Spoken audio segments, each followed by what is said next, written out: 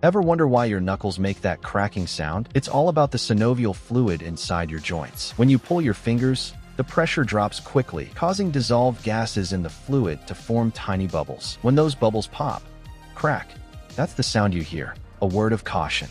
But be careful not to overdo it. If you apply too much force or hit the wrong angle, you could strain a ligament or injure the joint.